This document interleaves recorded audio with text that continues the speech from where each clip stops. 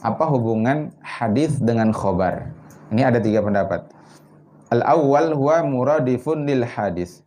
Pendapat pertama, khobar itu sama dengan hadis. Hadis ya khobar, khobar ya hadis. Ai anna ma'nahuma wahidun istilahan. Yakni antara hadis dengan khobar itu satu makna secara istilah.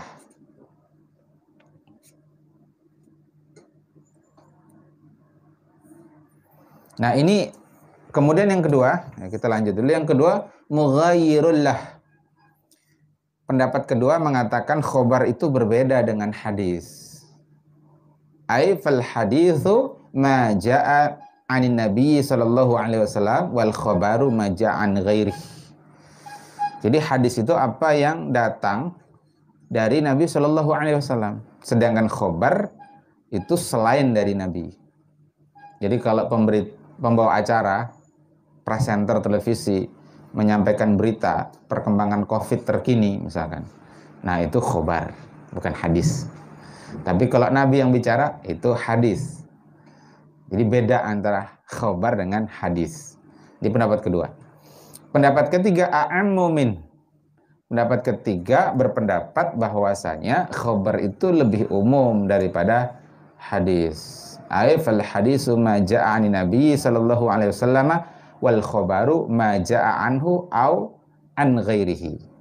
Jadi kalau hadis itu khusus dari Nabi.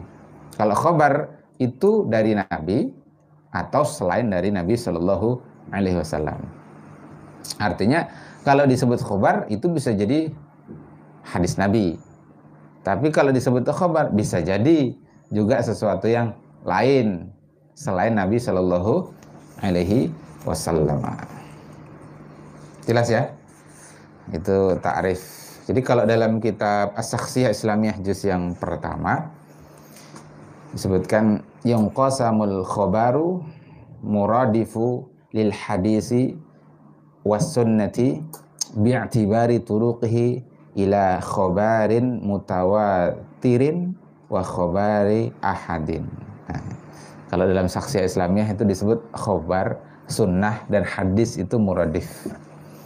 Jadi al-alama Syekh Taqiyuddin An-Nabhani condong pada pendapat yang pertama, bahwa khobar maupun hadis itu sama. Tapi bisa juga kalau beliau ini dimaknai dengan makna yang ketiga ya. Jadi kata beliau kan khobar itu muradib dengan hadis, muradib dengan sunnah. Itu bisa jadi dimaknai yang ketiga. Dari sisi bahwa hadis itu bagian dari khobar. Bisa jadi.